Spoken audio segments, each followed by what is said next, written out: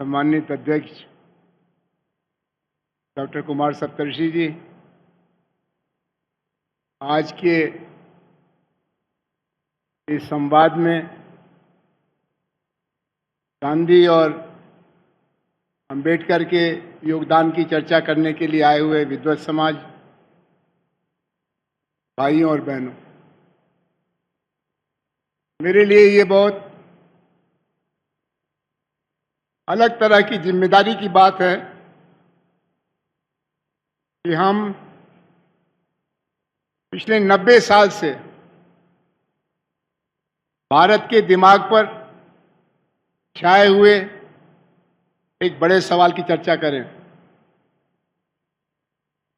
बहुत से लोग ये सोचते हैं कि अगर गांधी और अंबेडकर के बीच में सहयोग हुआ होता कितना अच्छा रहता। कुछ लोग ये सोचते हैं कि अगर बाबा साहब अंबेडकर के सपनों में गांधी का हस्तक्षेप न हुआ होता तो कितना अच्छा होता। और कई लोग ये सोचते हैं, थोड़े लोग हैं जो कहते हैं कि अगर गांधी के जीवन काल में जाति के सवाल पर, छुआछूत के सवाल पर डॉक्टर अंबेडकर जी ने ज्यादा हमदर्दी रखी होती तो कितना अच्छा होता। और वो सवाल समय बीतने के साथ लंबा होता चला जा रहा है। मैं समाजशास्त्र का विद्यार्थी हूं, लगभग 30 साल हमने पढ़ाया है, 40 साल से पढ़ रहा हूं और देश और विदेश में पढ़ने का मौका मिला, पढ़ाने का मौका मिला, आंदोलनों में रहने का मौका मिला। और गांधी और अंबेडकर से प्रेरित एक धारा रही है समाज परिवर्तन की, राम मनोहर लोहिया की अगुवाई में और बाद में जयप्रकाश जी के मार्गदर्शन में। उसका मैं सक्रिय कार्यकर्ता भी रहा। मुझे लगता है कि ये दोनों बहुत ज्ञानकार लोग थे, बड़े ज्ञानी लोग थे, लेकिन दोनों भारत के भविष्य को लेकर के बहुत आशावादी थे। भारतीय समाज का जो सच है उसको जानते तो थे लेकिन मानते नहीं थे। हम इस सच को बदल देंगे। गांधी ने इसके लिए एक दोहरी रणनीति बनाई। उन्होंने, ये आश्चर्य की बात है कि जिस समाज से उनको सहयोग लेना था उसको ही सबसे पहले दोषी बताया। आप हमारा समर्थन चाहते हैं और हमारे ऊपर ही आप आलोचना का कड़ा फोड़ते हैं तो हम आपका समर्थन करेंगे कि विरोध करेंगे। ये कहा जाता है राजनीति में, खासतौर पर चुनाव में, अगर चुनाव जीतना है तो जो मतदाता कहे गंगा गए गंगादास, जमुना गए जमुना दास, अगर जरूरत पड़े तो गधे को भी श्रीमान पिताजी कह के उसको प्रणाम करिए, फिर चुनाव जीत जाइए, फिर अपने रास्ते चलिए। गांधी एक अलग तरह के सामाजिक नायक थे जिन्होंने कहा कि इस देश का भविष्य बनाने के लिए हमारा सरोकारी होना जरूरी है और अंग्रेजों से टक्कर लेने के पहले, राष्ट्रीय स्वाधीनता के लिए आगे आने के पहले अपना चरित्र निर्माण करना पड़ेगा। एक आदर्श व्रत, 11 कसमें नहीं खाओगे तो अंग्रेजों से कभी मुकाबला नहीं कर पाओगे। और उस एक आदर्श व्रत में कुछ ऐसी चीजें हैं जो हम में से अधिकांश लोगों को मालूम तो है, हम उसको पसंद भी करते हैं, इनको स्वीकार करना, आचरण में लाना बड़ा मुश्किल है। जैसे सत्य। सत्य तो हरिश्चंद्र और कृष्ण भी नहीं निभा पाए। अहिंसा, अनासक्ति, और उस समय का 1916 और 1946 के भारत में ये कहना कि सर्वधर्म समभाव, हिंदू मुस्लिम सिख ईसाई आपस में सब भाई भाई, आज कहना मुश्किल है, उस समय तो कितना मुश्किल रहा होगा सोच लीजिए। और उससे बड़ी बात छुआछूत। हर तरह की कसौटी पर एक कसौटी भारी पड़ती थी कि आप जाति के बारे में, छुआछूत के बारे में किस हद तक बगावत करने को तैयार हैं। तो चरित्र निर्माण, और गांधी को जानने वाले लोग ये भी जानते हैं कि गांधी लगातार एक विद्यार्थी की भावना से अपने अनुभवों की जांच करते थे, और जो उनका आचरण गलत होता था उसके लिए सार्वजनिक तौर पर, निजी तौर पर क्षमा मांगते थे। इसीलिए गांधी के आलोचकों का सबसे बड़ा आधार दूसरों का बयान नहीं है। गांधी ने अपने खिलाफ मुकदमे में खुद ही गवाही दे रखी है अपनी आत्मकथा लिख करके। जितने उनके जीवन में दोष थे उन सबको उन्होंने औरों के बताने के पहले खुद ही लिख दिया। चाहे अपनी पत्नी के साथ संबंध था, माता कस्तूरबा के साथ, अपने बड़े बेटे के साथ असफलता थी, हरिलाल गांधी के साथ, अपने संगठन यानी कांग्रेस के साथ हौसला था, और भी बहुत सारी बातें। और उसके बाद अपने निजी जीवन के बारे में, जो हमारे जीवन का सच है, जो हम सब छिपा के रखते हैं, रखना भी चाहिए, वो सहज है और सामाजिक हो जाएगा, उसका भी वर्णन, विस्तार से वर्णन, अपनी निजी भावनाओं का, अपनी वासनाओं का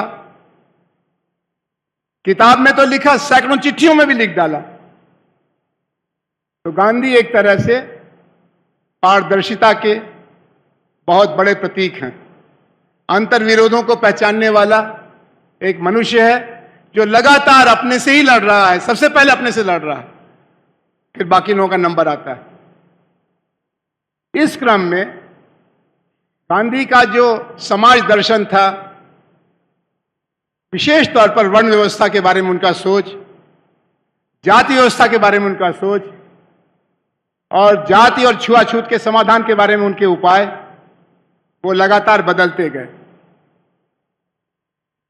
गांधी जी ने अपने जीवन का आधार एक धार्मिक किताब को बनाया था, आध्यात्मिक किताब को, गीता। कहा ये हमारी मां है। उसकी उन्होंने टिप्पणी भी लिखी, अनासक्ति योग। उसमें एक एक श्लोक का उन्होंने तिलक से लेकर के और अरविंद तक से मतभेद जाहिर करते हुए वर्णन किया है। लेकिन उनकी जिंदगी के जो आखिरी 1945-46 के बाद के 2.5-3 साल थे, उसमें वो गीता की बताई बातों से बहुत दूर चले गए, जाति को लेके, वर्ण व्यवस्था को लेके। लेकिन जो जल्दी में लोग हैं फैसला सुनाने के, वो कहते हैं कि गांधी वर्ण व्यवस्था के समर्थक थे। गांधी वर्ण व्यवस्था के समर्थक थे, लेकिन कब तक? यही इतिहासकारों की भूमिका है, इतिहासकारों की जरूरत है। ऐसे ही बाबा साहब अंबेडकर और गांधी के रिश्ते के बारे में जैसे जैसे समय बीतता जा रहा है, बहुत सारी नई बातें आ रही हैं। 2 व्यक्तित्व तो ऐसे हैं भारतीय इतिहास में जिसके बारे में अभी कहानी पूरी नहीं हुई है। एक मोहनदास करमचंद गांधी और एक भीमराव अंबेडकर। आप अगर आज अभी इंटरनेट पर जाइए और पिछले 3 साल में गांधी पर किताबों की चर्चा लिखिए तो कम से कम 1 दर्जन किताबें मिल जाएंगी, 1 दर्जन। और बाबा साहब अंबेडकर पर 1.5 दर्जन।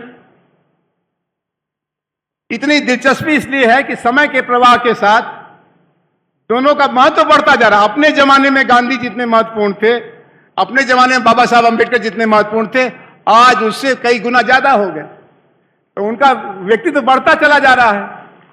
तो जब व्यक्तित्व बढ़ता चला जा रहा है तो जो मूल इतिहास था उसके आधार पर लोग अपनी विशेषज्ञता भी बढ़ा रहे हैं। आपको मालूम होगा कि 1969 में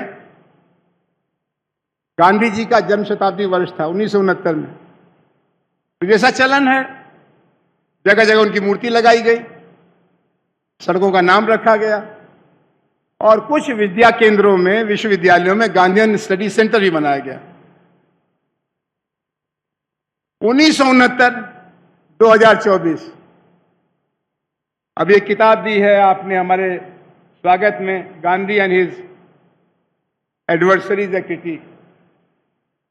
50-60 साल में ऐसी कोई किताब उन अध्ययन केंद्रों से नहीं निकली है, क्योंकि आचार्य विनोबा कहते थे कि जो सरकारी होगा वो असरकारी नहीं हो सकता है, लेकिन वो एक जरूरत है। और गांधी अध्ययन पीठ से जुड़े हुए कुछ लोग यहां आए भी होंगे। ऐसे ही बाबा साहब अंबेडकर की स्थापना की कि किस तरह से हम आज भी बहिष्कृत भारत से जुड़े हुए लोगों को, स्त्रियों पुरुषों को बहिष्कृत रखते हैं। ग्लोबलाइजेशन का जमाना है, दुनिया हमारी आंगन हो गई, लेकिन हमारे आचरण में जाति अभी भी छाई हुई है और इसका अध्ययन करना चाहिए। Exclusion study centre. लेकिन जो बात खुल के कही नहीं जा रही है, क्योंकि उसे सारा वो विमर्श बदल जाएगा, वो ये कि गांधी और अंबेडकर का जो रिश्ता था वो कभी प्रतिस्पर्धी का था, यानी ओपोनेंट्स का था, कभी सहयोगी का था, कभी निंदक का था, कभी प्रशंसक का था और कभी शिक्षक का भी था। आज मैं कुमार सप्तर्षि जी के निमंत्रण पर 3 ऐसी बातें कहना चाहता हूं जिसको कहने के लिए बड़ी हिम्मत चाहिए। या कबीर की तरह से, कबीरा खड़ा बाजार में, मांगे सबकी खैर, ना काहू से दोस्ती, ना काहू से बैर। तो ये गांधी का एक तिलिस्मी किस्म का हमारे जीवन पर असर है और इसको लगातार जांचना पड़ेगा। मैं कुमार भाई की दी हुई इस छूट से ये कहना चाहता हूं कि जो लोग गांधी विमर्श में, हिंद स्वराज में टिके हुए, हिंद स्वराज 1909 में लिखी गई, 1909 में, उसके बाद गांधी जी 29 साल जिंदा रहे। लेकिन बहुत से लोग कहते हैं गांधी का सारांश समझना है तो हिंद स्वराज समझो। मैं गांधी का विनम्र विद्यार्थी हूं, गांधी भक्त नहीं हूं। मैं कहना चाहता हूं कि गांधी का हिंद स्वराज तो पढ़ना ही चाहिए। वो एक प्रस्थान बिंदु है, वो समापन बिंदु नहीं है। अगर समझना है समापन का संदेश, तो कुछ कांग्रेस विरोधी लोग कहते हैं उन्होंने एक वसीयतनामा लिखा था जिसमें कहा था कि कांग्रेस को खत्म करो, लोक सेवक संघ बनाओ। उसके बारे में मेरी राय बहुत ठीक नहीं। लेकिन एक और किताब उन्होंने 1946 में जारी की थी, रचनात्मक कार्यक्रम, कंस्ट्रक्टिव प्रोग्राम, जिसमें उन्होंने 2 बार व्यक्तिगत आचरण में छुआछूत को दूर करो और राष्ट्र निर्माण का दूसरा बड़ा मोर्चा, पहला बड़ा मोर्चा हिंदू मुसलमान संबंध और दूसरा है छुआछूत या अस्पृश्यता। इतनी महत्ता थी गांधी की निगाह में। फिर जो अभी बुनियादी तालीम पर चर्चा हुई तो 18 कार्यक्रमों में से, जिसमें एक बात उन्होंने जोड़ा, 19 हो गया पशुपालन, 18 कार्यक्रमों में से 4 कार्यक्रम शिक्षा से जुड़े हुए थे। 4 कार्यक्रम शिक्षा से जुड़े हुए थे। इतना वो महत्व शिक्षा को देते थे। और नव निर्माण के वाहक के रूप में, एजेंसी के रूप में उन्होंने 4 समूहों को पहचाना था: किसान, श्रमिक, महिला और विद्यार्थी। लेकिन गांधी के बारे में चर्चा करने वाले कभी आत्मकथा पर टिके रह जाते हैं, जिसके बाद 20 साल वो जिंदा रहे, कभी हिंद स्वराज पर टिके रह जाते हैं, और कभी उनका वो जो भजन वगैरह है नरसिंह मेहता वाला, वैष्णव जन तो चेन्नई कहिए, एक वाक्य में गांधी को समेट देते हैं। और फिर चरखा। नई पीढ़ी चरखे से उतनी ही दूर है जितनी भारत की औरतें आजादी से दूर हैं, लेकिन हम गांधी के प्रतीक के तौर पर चरखा पेश करते हैं और जितना औद्योगिकरण का दोष है उस सबको सामने रखते हुए कहते देखो गांधी ने बताया था। लेकिन नई पीढ़ी का दूसरा दर्शन है, दूसरा चिंतन है, उसके दूसरे सपने हैं। और मुझे बहुत खुशी है, मैं आता हूं जब पुणे तो गांधी शांति प्रतिष्ठान भी आता हूं, कभी भी मुझे भाई कुमार सप्तर्षि जी और अनवर राजन जी की बैठक खाली नहीं मिली, नौजवानों से घिरे रहते हैं। मुझे ताज्जुब होता है कि नौजवान और इनके बीच में क्या रिश्ता है। ये 84 साल के हैं, वो 24 साल का है, 14 साल का है, रिश्ता सपनों का है। आज दुनिया में जो डरी हुई दुनिया है, प्रदूषण से डरी हुई है, सांप्रदायिकता से डरी हुई है, हिंसा से डरी हुई है, उसमें एक नाम जो चमकता है और नामों के साथ, वो है गांधी का दुनिया में। ऐसे ही बाबा साहब अंबेडकर इस समय उत्तर से लेकर दक्षिण तक और पूर्व से लेकर पश्चिम तक और मतभेद होंगे, अलग अलग धाराएं होंगी, लेकिन हर गांव में अगर गांव में दलित हैं तो उस गांव में कमेटी बना के सहयोग करके भूखे लोगों ने पैसा इकट्ठा करके बाबा साहब के अंबेडकर की मूर्ति लगा रखी है, हर गांव में लगा रखी है। और जहां नहीं लगने वाली अगले 5 साल में लग जाए। इतनी मान्यता, इतनी प्रासंगिकता हो चुकी है, जबकि बाबा साहब अंबेडकर खुद अपने जीवन काल में बहुत निराश थे। उन्होंने अपने जीवन का अधिकांश महाराष्ट्र को दिया था और महाराष्ट्र ने उनको बदले में क्या दिया? 2 बार हराया। बंबई बुद्धिमानों का अड्डा है और बंबई में उनको हरा दिया लोकसभा में। समाजवादियों के साथ मोर्चा था। अशोक मेहता और बाबा साहब अम्बेडकर 2 बड़े तेजस्वी, बुद्धिमान, सर्वथा योग्य उम्मीदवार थे, लेकिन बंबई के वोटरों को धन्यवाद कि उन्होंने बाबा साहब को हरा दिया। उसके बाद सतारा में हरा दिया, लेकिन वो हार बाबा साहब के नाम पर नहीं लिखी गई है, वो हमारे लोकतंत्र के कच्चे होने का सबूत थी।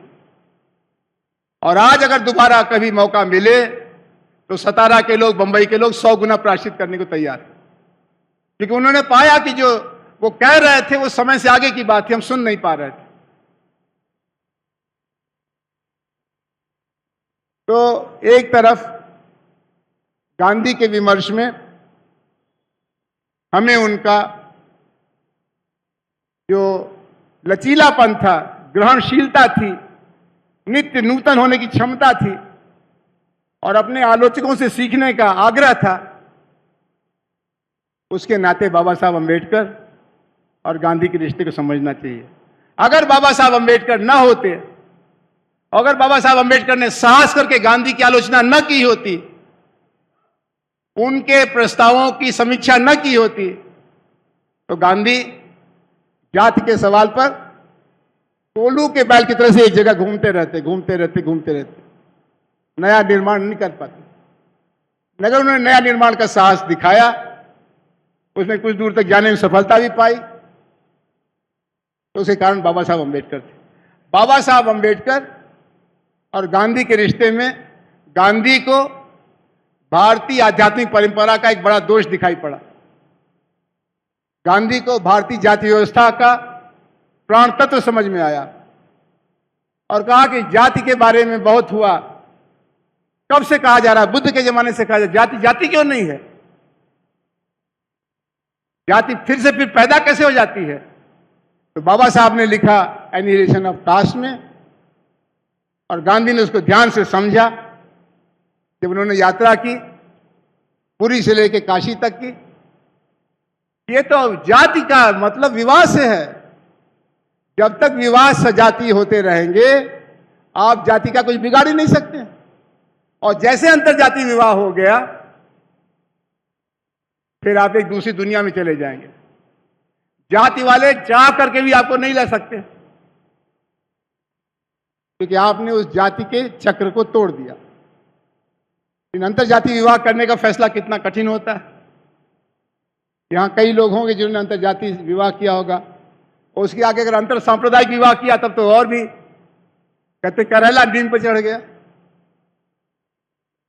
लेकिन आपने कल गाना गा रहे थे एक नौजवान कि जितने ये धर्म है इनका आप पर कोई एहसान नहीं है, क्योंकि इससे आपको कुछ मिला ही नहीं है, न हिंदू बनेगा न मुसलमान बनेगा। इंसान की औलाद बनने, इंसान की औलाद है, इंसान बनेगा। इंसान बनना कितना कठिन है, कभी सोच के देखिएगा। हम अपने परिवार से ऊपर उठते हैं तो कुटुंब के हो जाते हैं, कुटुंब से ऊपर उठते हैं तो पड़ोस के हो जाते हैं, पड़ोस से ऊपर उठते हैं तो भाषा के हो जाते हैं, भाषा से ऊपर उठते हैं तो जात के हो जाते हैं, और जात से ऊपर उठते हैं तो संप्रदाय के हो जाते हैं। उसमें राष्ट्रीयता भी आ जाती है। जब इस सबसे ऊपर आप उठ जाते हैं तब आप मनुष्य होते हैं। नेल्सन मंडेला मनुष्य थे, मार्टिन लूथर किंग मनुष्य थे, रविन्द्रनाथ टैगोर मनुष्य थे, बाबा साहब अंबेडकर मनुष्य थे, मोहनदास करमचंद गांधी मनुष्य थे। इन मनुष्य बहुत कम पैदा होते हैं, इंसान तो बहुत पैदा हो रहे हैं रोज। इस समय धरती पर 8 अरब लोग हैं दुनिया में, 8 अरब लोग। इसलिए इंसान कितने हैं, मनुष्य कितने हैं, बहुत मुश्किल। तो इस समय एक नए दृष्टिकोण की जरूरत है। ये बड़ी खुशी की खबर है कि गांधी जी को हमको हमारी जरूरत नहीं है, और बाबा साहब को तो बिल्कुल नहीं है। हम उन पर मेहरबानी करें, उनका अध्ययन करें, उनका विश्लेषण करें, ये हमारा अधिकार है। लेकिन उनकी पूजा और अर्चना करने के बहाने उनके विरोधियों की सूची, उनके समर्थकों की सूची बनाने के काम न करें। गांधी जी का एक बड़ा भारी गुण था कि वो अपने प्रशंसकों से बहुत घबराते थे। उन्होंने कहा कि मेरे साथ 2 बड़े अन्याय हुए। 2 ने एक ही कहा, बाद में तो वो तो उसकी चर्चा नहीं कर पाए। उन्होंने कहा कि मेरे साथ अन्याय ये हुआ है कि मुझे महात्मा कहा जाता है, और मैं अपने दोषों को सबसे ज्यादा जानता हूं। मैं तो हाड़ मांस का पुतला हूं, मेरे अंदर इतने दोष हैं कि मुझे ये भरोसा है कि आने वाले समय में नई पीढ़ी के जो लोग आएंगे वो हमसे बहुत बेहतर होंगे और बहुत बड़े साधक होंगे सत्य अहिंसा के। मैं इतना दोषी हूं, मुझे महात्मा न कहा करो। ऐसे ही डॉक्टर अंबेडकर, खासतौर पर 1946 के बाद के अंबेडकर, अगले 10 साल के अंबेडकर लगातार नाराज हैं, चिड़चिड़े हैं, दुखी हैं, क्योंकि जिस पर हाथ रखते हैं वही कमजोर निकल जाता है। उन्होंने कहा कि ब्राह्मणवादियों से हमको उतनी चिंता नहीं है। माफ करिएगा, ये मैं इनके साथ सहानुभूति रखता हूं कि इनको अनुशासन सिखाना है। और हम लोग, जैसा कल कहा था किसी ने, कुमार सप्तर्षि जी को, हाँ मनोज ने कहा था कि मुझे तो भरोसा ही नहीं हो रहा है कि पूना शहर है, शाम का 6 बज रहा है और इतने सारे लोग गांधी चर्चा के लिए आए हुए हैं। यहाँ कोई फिल्म स्टार आने वाला नहीं है, कोई मंत्री विधायक आने वाला नहीं है, कोई मुफ्त में कोई चीज बंटने वाली नहीं, फिर भी लोग आप आए हुए हैं। तो जब आपको देखा हमने तो मेरे मन में बहुत लालच हो गया। लेकिन मैं बात को खत्म करूंगा ये कहते हुए, नंबर 1, समाजशास्त्र की दृष्टि से गांधी और अंबेडकर एक स्वप्नजीवी समाज सुधारकों की कोटि में थे। वो सच को जानते थे, लेकिन एक असंभव संभावना के लिए अपनी किस्मत आजमा रहे थे। उसके लिए उन्होंने अपने को दांव पर लगा दिया। गांधी तो चुनाव लड़े नहीं, ज्यादा समझदार थे। बाबा साहब तो चुनाव में हारे भी। दूसरा कि गांधी का जो विमर्श है वो हिंद स्वराज से शुरू होता है, खत्म नहीं होता है, आत्मकथा से गुजरता है, टिकता नहीं है। रचनात्मक कार्यक्रम उनका, जो कैरेक्टर बिल्डिंग और नेशन बिल्डिंग का एक प्रोजेक्ट है, वो उनका जीवन का निचोड़ है, मक्खन है, नवनीत है। और इसलिए वो बाबा साहब अम्बेडकर को अपने प्रिय आलोचकों में गिनते थे। उनकी रचनाओं, उनके तर्क से सहमत न होते हुए, धर्म परिवर्तन की बात को भी समेटते हुए, फिर भी उसकी जानकारी वो अपनी पत्रिका से देते थे। और दूसरे से बाबा साहब अम्बेडकर, उनको गांधी की परछाई में मत देखिए, उनसे पीछा छुड़ाइए। 22 साल बाद पैदा हुए थे। अगर कहीं मुलाकात थी तो जवाहरलाल नेहरू से थी, श्यामा प्रसाद मुखर्जी से थी। उनसे तुलना करिए। गांधी अंबेडकर तुलना बहुत बेढंगी तुलना है। और आखिरी बात यह कि बाबा साहब की लंबी जिंदगी में, गांधी की लंबी जिंदगी में 1921 से लेकर के 1942 के भारत छोड़ो आंदोलन तक कई कसौटी के मौके आए जब उन्होंने अपनी जान बाजी पर लगा दी। उस सब का मूल्यांकन करिए, उस सब की समीक्षा जो गांधी ने की उसको भी समझिए। और दूसरी तरफ बाबा साहब की जिंदगी में अंतर्विरोधों का पहाड़ है। एक तरफ इंडिपेंडेंट लेबर पार्टी बनाते हैं, दूसरे शेड्यूल कास्ट फेडरेशन बनाते हैं, फिर रिपब्लिकन पार्टी बनाते हैं। लोग कहते हैं, उनके जानने वाले गेल अम्बेडकर जैसे, कि 3 अम्बेडकर थे। एक लिबरल अम्बेडकर थे, एक रेडिकल अम्बेडकर थे, एक प्रैग्मेटिक अम्बेडकर थे। प्रैग्मेटिक अम्बेडकर ने वायसराय की काउंसिल की मिनिस्टरशिप ली थी। लिबरल अम्बेडकर ने भारतीय संविधान सभा को लिखने का काम किया था। और रेडिकल अम्बेडकर ने जवाहरलाल नेहरू की कैबिनेट छोड़ करके अगले 4-5 साल का वनवास लिया था, जिसका सारांश बौद्ध धर्म को स्वीकार करने में हुआ था। अब ये बात ऐसी है कि आपको फिर समय देना पड़ेगा। ये सब लोग तो आएंगे नहीं, लेकिन इसमें से नए उम्र को 35 बरस के ऊपर के लोग खारिज हैं। हम लोग खारिज हैं। हम लोग we are a wasted opportunity. हमको मौका था, लेकिन हमने उसका बेमतलब इस्तेमाल किया। अंबेडकर के बहाने गांधी पर तीर चलाना, गांधी के बहाने अंबेडकर पर तीर चलाना। नई पीढ़ी इस झगड़े से बिल्कुल बाहर है। वो दुनिया में अपनी जगह खोज रही है। एक दलित लड़का लड़की दुनिया में अपनी जगह खोज रहा है। एक भारतीय दुनिया में अपनी जगह खोज रहा है, और उसमें वो बाबा साहब से भी मदद मांग रहा है और गांधी से भी मदद मांग रहा है। बहुत धन्यवाद।